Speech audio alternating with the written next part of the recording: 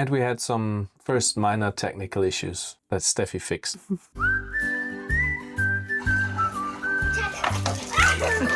Still had in mind that our car might break down again, so we decided to head back north. We thought the worst rock moments were finally behind us. Until, out of nowhere, our clutch completely died and 13 tons of steel wouldn't move a single millimeter. And to make things worse, we were so remote that there wasn't a single towing truck in the entire region big enough to rescue us. But let's start at the beginning. If you travel with kids, you usually look for roller coasters. But this unique theme park has absolutely zero rides. Instead, it's all about massive, breathtaking live action. They rebuilt history on huge outdoor stages. Hundreds of actors, horses, and crazy special effects bring the past to life. And in one show, hundreds of real eagles, owls, and all kinds of birds just fly inches above your head. It's kind of like the Astrid Lindgren Park in Sweden. But the stages here, they are humongous.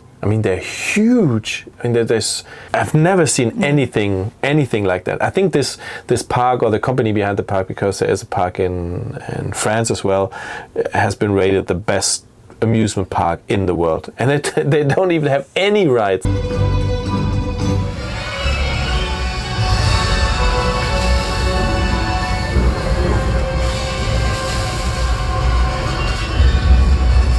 Then we continued to Madrid, where we visit the world-famous Mercado, the San Miguel. This historic food hall is built inside a stunning iron and glass building from over 100 years ago. And inside, it's a paradise for hungry families. Instead of big meals, they sell tapas, which are small, bite-sized portions of traditional Spanish food. And the kids love pointing at different stalls to try fresh cheese, mini burgers, sweet pastries. Being stuffed, we drove our expedition mobile into a completely different world. Welcome to the Bardenas Reales desert in northern Spain. Wind and rain shaped these crazy rock formations over thousands of years. It looks so much like a foreign planet. And if you love Game of Thrones, this landscape might look familiar to you. They used this exact desert to film the Dothraki, I think it's called Dothraki Sea in season 6.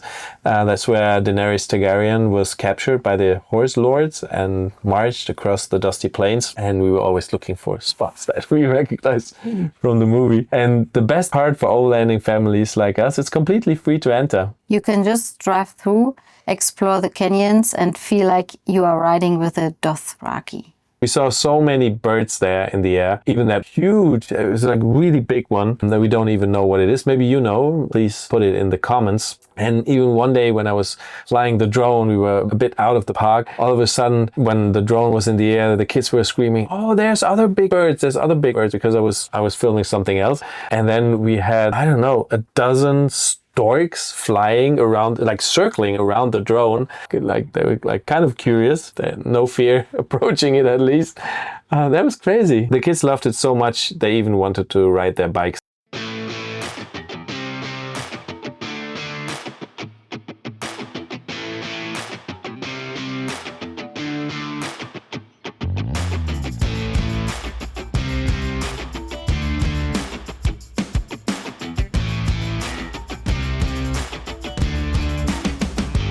But also we really loved it. Yeah, we were driving inside the Bardenas in the morning, staying the whole day, having lunch and everything, sometimes dinner.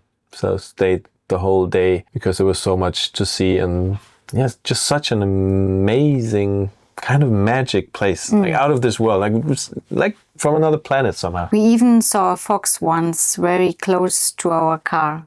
Yeah, really cute. Yeah. And also the houses that were carved into the stone, the kids really loved exploring them. Even in the dark, they went there in the dark ones. They were lit up, and then they decided, oh, that looks nice. Let's see how it is in the dark. I thought it was kind of scary. And then another Friday afternoon, seriously, it was another Friday afternoon. Of course. We decided we're going to continue because we needed water again. And we were on that parking lot where there were plenty of other campers. And we moved the car a little bit before because we couldn't get out otherwise. We moved it a little bit back a couple of meters. And then when I wanted to go back into first gear, nothing happened anymore, and we couldn't move, and our clutch was broken. So we were standing there, and we were afraid to turn off the car because we had the motor problems as well. And I will never forget that there were these French campers. They arrived maybe 20 minutes ago, and they set up a nice table between their two vans and had like everything prepared. They were sitting there, and they were, let's say, 2 or 3 meters away from us, and we were there with that really loud motor and with all the smell you could get,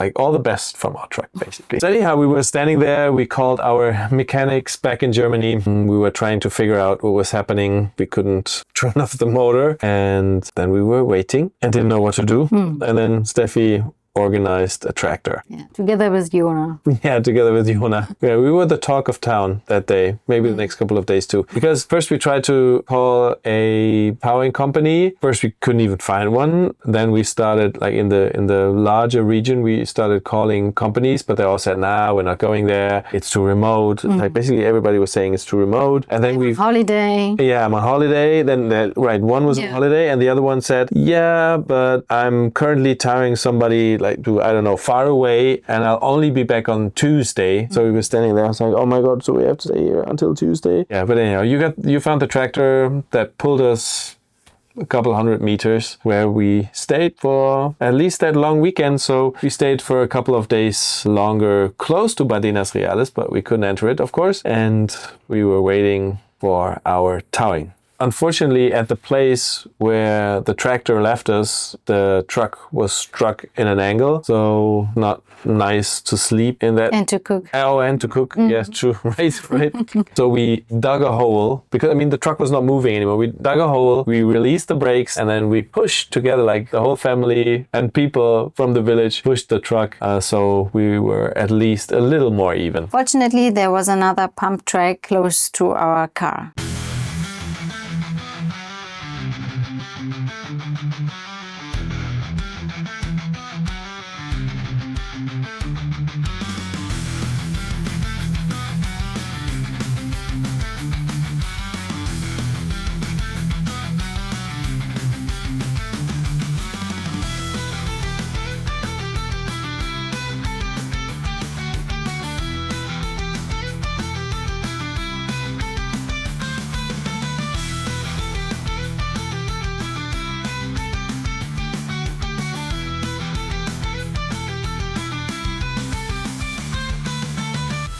We had time to eat some more tapas.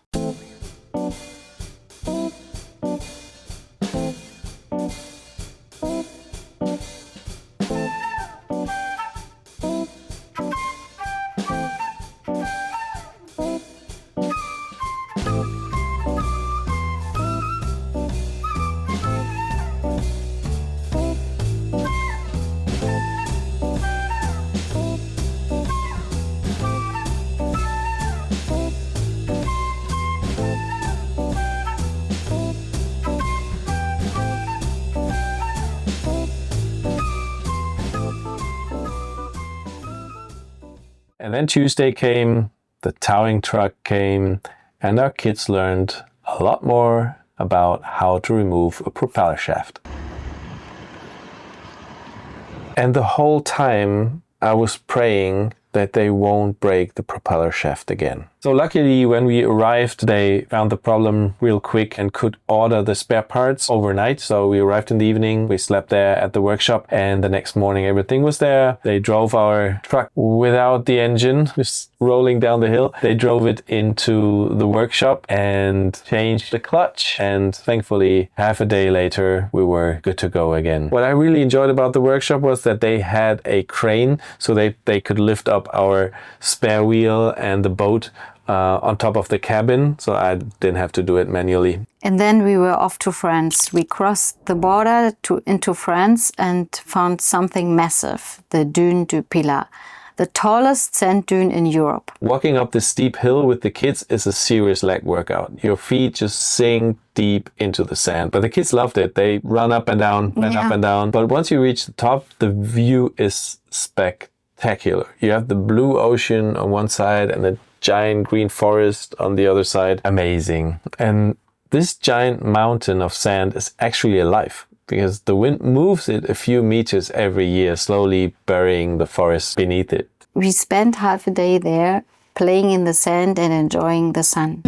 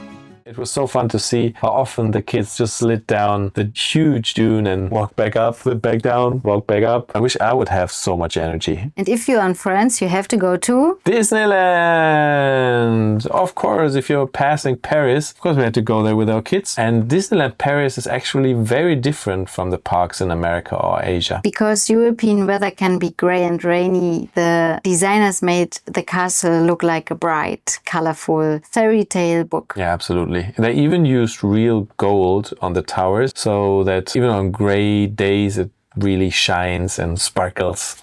The magic already began at the parking lot, where we met a French family. They were traveling with a dog and a rabbit. A very large rabbit. Yeah. I was wondering when Alice in Wonderland was coming around the corner. Yeah. And then we spent a wonderful night at Disney Village. Yeah, we explored all the different shops, everything around Mickey, Donald, Goofy, Ariel, Elsa. We could have bought it. Lion King. Yeah, the Lion King. Oh my God, there was so much stuff that the kids wanted. That was a tough night. And then the next day we entered the park. And we started with It's a Small World. And if you've ever been to Disney and you've been to that ride, you will probably remember that song. It gets stuck to my head and I was singing it for the whole day. Na na na na na na na na na na na na na na na na na na. Na na na na na na na na na na na. It's a small, small world. And of course we had to watch the parade.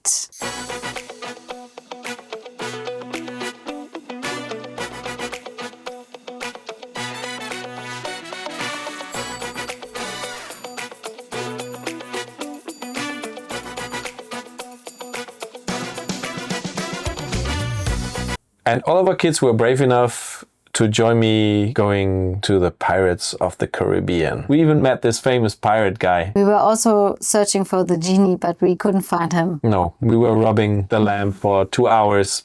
Nothing happened. We watched the Lion King, another parade, and of course the mandatory photo. We were going through the maze of Alice in Wonderland to taking the Peter Pan ride. And you guys were going on a roller coaster. Which one was it? Thunder something, right? And then, but Yuna and I went already back to the truck because Yuna said, I'm tired. I want to go back. I don't want to watch the fireworks. And then you stayed watching the fireworks. I watched it with the girls, the fireworks. Yeah, it was amazing. Yes.